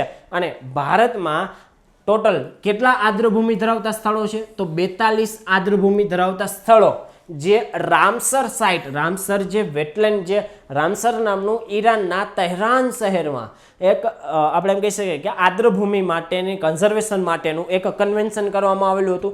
રામસર, જેને આપણે એના નામ પરથી રામસર સાઇટ ડિક્લેર કરવામાં આવે છે, જેવી સાઇટ આપણી 42 ભારતમાં જોવા મળેલી છે. ત્યારબાદ લડાખમાં સ્થિત એક સોમોરોકાર વેટલેન્ડ કોમ્પ્લેક્સને ભારતની છેલ્લી જે 42મી રામસર જે વેટલેન્ડ જે સાઇટ છે એને ડિક્લેર કરવામાં આવેલી છે. સોકાર વેટલેન્ડ કોમ્પ્લેક્સ, આ વસ્તુ ખાસ ધ્યાન રાખજો. સોકાર વેટલેન્ડ કોમ્પ્લેક્સ લડાખમાં આવેલી છે અને જે ભારતની 42મી વેટલેન્ડ સાઇટ તરીકે ડિક્લેર કરવામાં આવેલી છે. ત્યારબાદ આપણે જોઈએ પ્રથમ જીઓથર્મલ પાવર પ્રોજેક્ટની સ્થાપના લડાખમાં કરવામાં આવેલી છે. કે ભારતનો પ્રથમ એવો ભૂતાપીય વીજળી જે પાવર પ્રોજેક્ટ છે, જેને પૂર્વીય લડાખના પુગા ગામે આની જે સ્થાપના છે એ કરવામાં આવેલી છે. જીઓથર્મલ પ્રોજેક્ટ, જે જીઓથર્મલ ફિલ્મ ડેવલપમેન્ટ પ્રોજેક્ટ તરીકે પણ ઓળખાશે, જેને 2022ના અંત સુધીમાં આ જે પ્રોજેક્ટ છે એ કાર્યરત થઈ જશે. તમને પ્રશ્ન એવો આવી શકે કે ભારતનો પ્રથમ જીઓથર્મલ પાવર પ્રોજેક્ટની સ્થાપના નીચેનામાંથી કયા સ્થળે કરવામાં આવેલી છે? તો લડાખ ખાતે કરવામાં આવેલી છે. ત્યારબાદ સહતુત બંધ બહુ ચર્ચામાં રહેલો છે કે ભારત અને અફઘાનિસ્તાનમાં જે મૈત્રી તરીકે એક બંધનું નિર્માણ કરવામાં આવેલું છે, જેને આપણે સહતુત બંધ લાલંદર ડેમના નામથી આપણે ઓળખીએ છીએ. અફઘાનિસ્તાનમાં ભારત દ્વારા આ બંધ છે એ બનાવવા માટે હસ્તાક્ષર કરવામાં આવેલા હતા, જેના આધારે અફઘાનિસ્તાનની જે રાજધાની જે કાબુલ છે એ કાબુલને આ ડેમ દ્વારા પાણીનો પુરવઠો મળી શકે એના માટે બાંધવામાં આવ્યો છે. સહતુત ડેમ છે એ કાબુલ રિવર ઉપર, જે કાબુલ રિવરનો જે બેઝિન વિસ્તાર છે એમાં આ ડેમનું નિર્માણ ભારત દ્વારા અફઘાનિસ્તાનમાં છે એ કરવામાં આવશે. ત્યારબાદ આપણે જોઈએ કે ભારતની પહેલી ડિજિટલ યુનિવર્સિટીની સ્થાપના કેરળમાં કરવામાં આવેલી છે. તમને કદાચ પ્રશ્ન આવી શકે કે પ્રથમ ડિજિટલ યુનિવર્સિટી કયા રાજ્યમાં સ્થપાણી, તો એ કેરળમાં સ્થપાણી છે. બસ બીજું કંઈ યાદ રાખવાનું નથી. ત્યારબાદ ઈ છાવણી પોર્ટલ લોન્ચ કરવામાં આવેલું છે. કોના દ્વારા લોન્ચ કરવામાં આવ્યું છે કે ભારતમાં રહેલા ટોટલ જે 62 છાવણી બોર્ડમાં રહેતા 20 લાખથી વધુ નાગરિકોને, જે કાંઈ પણ નાગરિકોની જે સેવાઓ પ્રદાન થતી હોય એ બોર્ડમાં રહેતા પોતાની જે ફરિયાદો છે એ પોર્ટલમાં નોંધાવી શકે છે. ત્યારબાદ કોઈ પણ એવી સમસ્યા છે એ સમસ્યાનું સમાધાન પણ મેળવી શકે છે. અને આ પોર્ટલ છે એ ગવર્મેન્ટ દ્વારા GOV ફાઉન્ડેશન, ભારત ઇલેક્ટ્રોનિક્સ કોના દ્વારા બનાવવામાં આવ્યું, તો અહીંયા તમે જોઈ શકો છો GOV foundation, Bharat electronics limited, director general of defence estate અને નેશનલ ઇન્ફોર્મેટિક્સ સેન્ટર દ્વારા સંયુક્ત રીતે આ જે છાવણી પોર્ટલ છે એ વિકસાવવામાં આવેલી છે. હવે ત્યારબાદ ભારતનું નવું ઇન્સ્ટન્ટ મેસેજિંગ પ્લેટફોર્મ, જેમ વોટ્સઅપ છે વિદ્યાર્થી મિત્રો, એવું ભારતનું સ્વદેશી એવું વોટ્સઅપ જેવું એક સંદેશો મોકલવા માટેનું, જેને આપણે સંદેશ નામ ઉપરથી આ બહાર પાડવામાં આવેલી એક પ્લેટફોર્મ છે. આ નવું ઇન્ફોર્મેટિક્સ સેન્ટર એ વોટ્સઅપ જેવું જ એક ઇન્સ્ટન્ટ મેસેજિંગ પ્લેટફોર્મ છે. સંદેશ તાજેતરમાં લોન્ચ કરવામાં આવ્યું છે. સંદેશ છે એક ગવર્મેન્ટ ઇન્સ્ટન્ટ મેસેજિંગ સિસ્ટમ છે, સરકાર દ્વારા સંચાલિત એક મેસેજિંગ સિસ્ટમ છે, જે કર્મચારી અથવા જાહેર ઉપયોગકર્તા દ્વારા માન્ય મોબાઈલ અથવા મેલ આઈડીના માધ્યમથી સત્તાવાર કે આકસ્મિક સ્થિતિમાં ઉપયોગમાં લઈ શકાય છે વિદ્યાર્થી મિત્રો.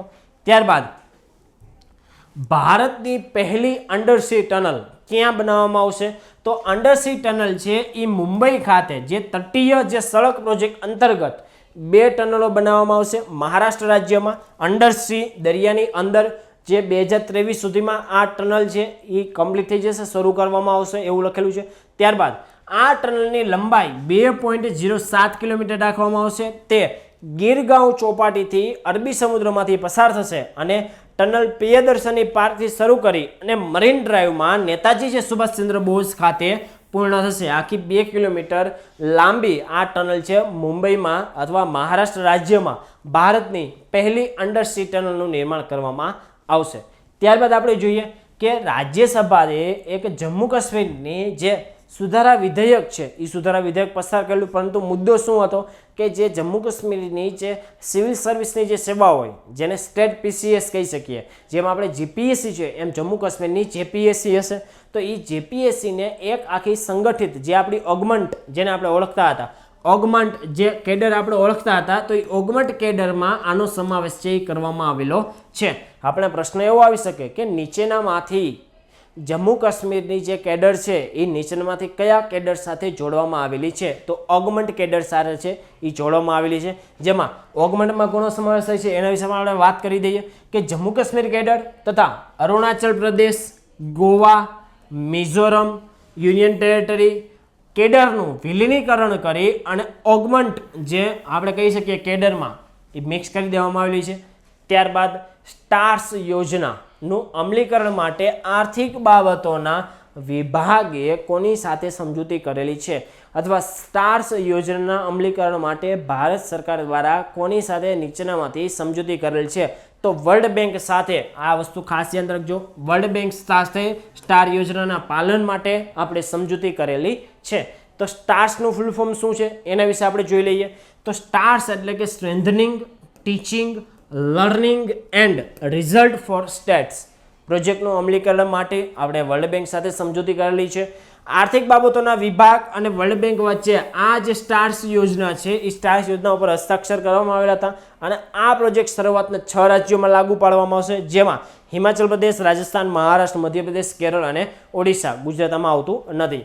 ત્યારબાદ આપણે વાત કરશું કે જે MSME મંત્રાલયે 18 રાજ્યોમાં સ્ફૂર્તિ જે ક્લસ્ટર છે એ સ્ફૂર્તિ ક્લસ્ટરનું ઉદ્ઘાટન છે એ કરવામાં આવેલું છે વિદ્યાર્થી મિત્રો.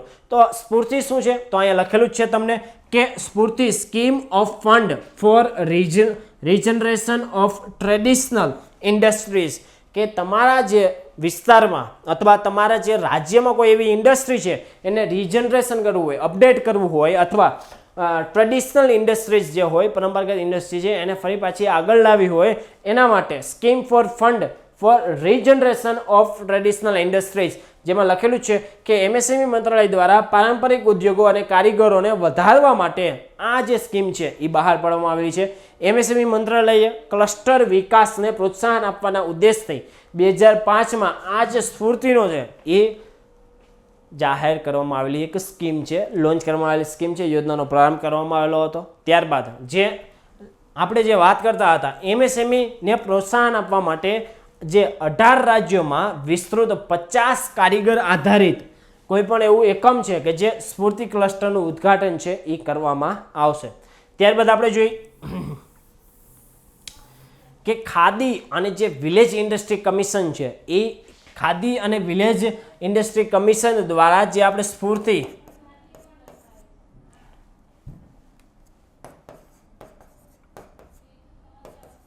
જે આપણે સ્કીમ હતી, જે સ્ફૂર્તિ પોર્ટલ આપણે કહી શકીએ અત્યારે કે સ્ફૂર્તિ પોર્ટલ છે એ સ્ફૂર્તિ પોર્ટલનું જે આખું ક્લસ્ટરનું એજન્સીનું નિયમન કરવાની એક નોડલ એજન્સી છે જે ખાદી અને વિલેજ ઇન્ડસ્ટ્રી કમિશન, ખાદીની સાથે ગ્રામ ઉદ્યોગના જે ઉત્પાદનોના જે ક્લસ્ટર છે એ ગ્રામ ઉદ્યોગના ઉત્પાદનના ક્લસ્ટરોનો વિકાસ માટેની એક નોડલ એજન્સી કેવીઆઈસી જેને આપણે કહી શકીએ.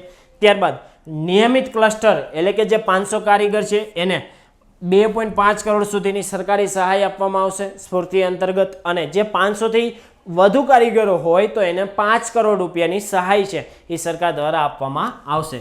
ત્યારબાદ આપણે વાત કરીએ કે પ્રબુદ્ધ ભારત પત્રિકા 125માં વાર્ષિક ઉત્સવ સમારોહને સંબોધન કર્યું હતું વડાપ્રધાન શ્રી દ્વારા. તો એના વિશે આપણે વાત કરશું કે ઉત્તરાખંડમાં જે માયાવતીમાં આવેલ અદ્વૈત આશ્રમ દ્વારા આયોજિત રામકૃષ્ણ મિશન માસિક પત્રિકા જે પ્રબુદ્ધ જે ભારત છે એના 125 વાર્ષિકોત્સવ નિમિત્તે ભારત સરકાર દ્વારા વડાપ્રધાન શ્રી દ્વારા આમાં એમ કહી છે કે સમારોહનું સંબોધન કર્યું હતું. અને 125માં વાર્ષિકોત્સવ રામકૃષ્ણ પરમહંસના આગ્રહથી આ જે પત્રિકા છે એ 1896માં પત્રિકા શરૂ કરવામાં આવેલી હતી. પ્રબુદ્ધ પત્રિકા રામકૃષ્ણ પરમહંસના આગ્રહથી શરૂ કરવામાં આવેલી હતી અને આ જે અદ્વૈત આશ્રમમાં વડાપ્રધાન શ્રી દ્વારા આને સંબોધન કરવામાં આવેલું હતું. ત્યારબાદ આદિ મહોત્સવની થીમ આપણે જોઈએ, બહુ ઇમ્પોર્ટન્ટ છે, જે ટ્રાઇફેડ દ્વારા શરૂ કરવામાં આવેલો છે. તો થીમ શું છે? તો celebration of the spirit of tribal culture, cousins and commerce. Celebration of the spirit of tribal culture, cousins and commerce. તો દિલ્હીમાં જે હાટમાં જે રાષ્ટ્રીય આદિવાસી પર્વ અને આદિવાસી મહોત્સવનું ઉદ્ઘાટન છે એ દિલ્હીમાં કરવામાં આવેલું હતું. આદિ મહોત્સવ જે દિલ્હીમાં યોજવામાં આવેલો હતો. આ આયોજન આદિવાસી બાબતોના મંત્રાલય અંતર્ગત કાર્યરત એક સંસ્થા છે જેને આપણે ટ્રાઇફેડ તરીકે ઓળખીએ છીએ. તો ટ્રાઇફેડનું full form tribal cooperative marketing federation of India દ્વારા કરવામાં આવેલું હતું. દેશની કુલ વસ્તીમાં આપણી જે આદિવાસીઓની જે વસ્તી છે, આદિજાતિની જે વસ્તી છે એ 8% જેટલી વસ્તી છે એ આદિવાસીઓની જે વસ્તી છે દેશની કુલ વસ્તીમાં સમાવેશ થાય છે. ત્યારબાદ આપણે વાત કરીશું કે રાષ્ટ્રીય સમુદ્રી કાચબા કાર્ય યોજના લોન્ચ કરવામાં આવેલી હતી. કોના દ્વારા લોન્ચ કરવામાં આવેલી હતી? તો તમને ખ્યાલ જ છે કેન્દ્રીય પર્યાવરણ, વન, જળવાયુ પરિવર્તન જે મંત્રાલય છે એ મંત્રાલય દ્વારા મરીન મેગાફોના સ્ટેન્ડિંગ ગાઈડલાઇન્સ અંતર્ગત વિશાળ દરિયાઈ જે પ્રાણીસૃષ્ટિ જે છે એને બચાવવા માટે રાષ્ટ્રીય સમુદ્રી કાચબા કાર્ય યોજના છે એ જારી કરેલી હતી. ત્યારબાદ પંજાબ અને હિમાલયમાંથી નીકળતી જે બિયાસ નદી છે એ બિયાસ નદીને દેશની એવી પ્રથમ નદી છે કે જેને બી ક્લાસ નદી તરીકેનો દરજ્જો છે એ આપવામાં આવેલો છે. હવે એમ થાય કે બી ક્લાસ નદી એટલે શું? તો બી ક્લાસ નદી એટલે વિદ્યાર્થી મિત્રો કે હવે ડાયરેક્ટ આ પાણી તમારે બિયાસ નદીનું જ્યારે તમારે પાણી પીવું હોય તો તમે ડાયરેક્ટ આ પાણી પી શકો છો. તો હિમાચલ પ્રદેશમાંથી વહેતી બિયાસ નદીને દેશની પ્રથમ બી ક્લાસ નદીનો ખિતાબ મળેલો છે. બી ક્લાસ એટલે શું? કે બિયાસ નદીનું પાણી હવે પીવા લાયક થઈ ચૂક્યું છે. હવે આ જે છે એ નેશનલ ગ્રીન ટ્રિબ્યુનલે 2019માં બિયાસ નદીના શુદ્ધિકરણની પ્રક્રિયાથી આ શરૂ કરેલું હતું. ત્યારબાદ એને આ છે બી જે કેટેગરી છે બી ક્લાસની કેટેગરીનો દરજ્જો આપવામાં આવેલો હતો. હવે એમાં ABC ક્લાસ આવે, જેમાં C ક્લાસ છે એનું પાણી પીવા કે સ્નાન કરવા માટે પણ હોતું નથી. જ્યારે બી ક્લાસનું પાણી નદીના પાણી છે જે નહાઈ શકાય, તેનું પાણી ગાળીને પણ પી શકાય છે. જ્યારે A ક્લાસ નદીનું પાણી ગાળ્યા વિના પણ તમે પી શકો છો. ત્યારબાદ એક સમિટ યોજાણી હતી. ત્યારબાદના ન્યૂઝ છે ક્લાઇમેટ એડેપ્શન સમિટ 2021. એના વિશે હવે આપણે વાત કરશું કે જે ક્લાઇમેટ એડેપ્શન સમિટ હતી 2021ને તેમના સંબોધનમાં જણાવેલું હતું કે વર્ષ 2030 સુધીમાં ભારતનો લક્ષ્યાંક 450 ગીગાવોટ. આપણો ક્વેશ્ચન અહીંયાથી નીકળે છે કે કયા વર્ષ સુધીમાં ભારત છે એ 450 ગીગાવોટ પુનઃપ્રાપ્ય જે ઉર્જા ક્ષમતા હાંસલ કરવાની છે એ કયા વર્ષ સુધીમાં આ જે લક્ષ્યાંક છે એ હાંસલ કરશે. તો 2030 સુધીમાં આ લક્ષ્યાંક છે એ હાંસલ કરશે, જે ક્લાઇમેટ એડેપ્શન સમિટમાં 2021માં આ મુદ્દો રાખવામાં આવેલો હતો. ત્યારબાદ 2030 સુધીમાં 2.60 કરોડ હેક્ટર જે બંજર જમીન છે એને ફરી પાછી આપણે પુનઃપ્રદ્રુપ કરવા માટેનો જે ટાર્ગેટ છે એ આ ક્લાઇમેટ એડેપ્શન સમિટમાં રાખવામાં આવેલો હતો. ત્યારબાદ ક્લાઇમેટ એડેપ્શન સમિટની મેજબાનીમાં નેધરલેન્ડ સરકારે 25 જાન્યુઆરી 2021ના યોજ કરેલી હતી. આ જે ક્લાઇમેટ એડેપ્શન સમિટની મેજબાની કોને કરેલી હતી? નેધરલેન્ડ સરકારે કરેલી હતી. ઓનલાઈન યોજાઈ હતી, જેને કાસ ઓનલાઈનના નામથી પણ આનું નામ એટલે કે ક્લાઇમેટ એડેપ્શન સમિટ ઓનલાઈન એ રીતે પણ નામ આપવામાં આવેલું હતું. ત્યારબાદ આપણે જોઈએ વિદ્યાર્થી મિત્રો કે UNFCCC COP26 તો શું છે કે વર્ષ 2021નું સંયુક્ત રાષ્ટ્ર જળવાયુ પરિવર્તન સંમેલન જેને UNFCCC COP26 UNFCC અહીં F ભૂલાઈ ગયો છે, UNFCC COP26 તરીકે પણ ઓળખવામાં આવે છે. તે 26મું સંયુક્ત રાષ્ટ્ર જળવાયુ પરિવર્તન સંમેલન પણ હશે. 1 થી 12 નવેમ્બર 2021થી સ્કોટલેન્ડના ગ્લાસગોમાં આપણે ક્યાં યોજાશે આપણે એ મહત્વનું છે. તો આ જે આયોજન છે એ સ્કોટલેન્ડના ગ્લાસગોમાં યોજવામાં આવશે. UNFCC COP26 સ્કોટલેન્ડના ગ્લાસગોમાં યોજવામાં આવશે, જેની અધ્યક્ષતા યુનાઇટેડ કિંગડમ દ્વારા કરવામાં આવેલી છે. ત્યારબાદ આપણે ન્યૂઝ જોઈએ કે બાયો એશિયાની 18મી આવૃત્તિ 22 ફેબ્રુઆરી અને 23 ફેબ્રુઆરી સુધી હૈદરાબાદમાં આભાસી રીતે યોજાયેલું હતું બાયો એશિયા, જેનું થીમ શું હતી? મૂવ ધ નીડલ નામની બાયો એશિયાની જે થીમ હતી. ત્યારબાદ UNFCC COP26નું આપણે કમ્પ્લીટ થઈ ગયું વિદ્યાર્થી મિત્રો. ત્યારબાદ T81 ફાસ્ટ એટેક ક્રાફ્ટના 20 વર્ષ છે એ પૂર્ણ થયા છે. કોના? તો T81 તમે ઉપર જોઈ શકો છો, T81 ફાસ્ટ અટેક એરક્રાફ્ટ. હવે તમને પૂછી શકે કે T81 શું છે, તો તમારે આન્સર આપી દેવાનો ફાસ્ટ અટેક એરક્રાફ્ટ. ત્યારબાદ આપણે જોઈએ કે સુપર ડિઓરા MK2 શ્રેણીના ભારતીય નૌકાદળના જે ફાસ્ટ અટેક એરક્રાફ્ટ T21ના 20 વર્ષ પૂર્ણ થયા, એને સેવાનિવૃત્ત કરી દેવામાં આવ્યું છે. બસ, બાકી આપણા માટે કંઈ કામનું નથી. તો વિદ્યાર્થી મિત્રો આ જે પાર્ટ છે એ પાર્ટ આટલો રાખીએ. બીજા જે આગળના ન્યૂઝ છે એ પાર્ટ 2માં હું તમને લઈશ, ડિટેલમાં સમજાવીશ. તો હજી મહત્વના ઘણા બધા એવા મુદ્દાઓ છે, એના વિશે આપણે નેક્સ્ટ લેક્ચરમાં ચર્ચા કરશું. ત્યાં સુધી આ બધાનો ખૂબ ખૂબ આભાર. તમને બધાને તમારી જે ડિવાઇસ અને STIની પ્રિલિમ માટે બેસ્ટ ઓફ લક છે વિદ્યાર્થી મિત્રો.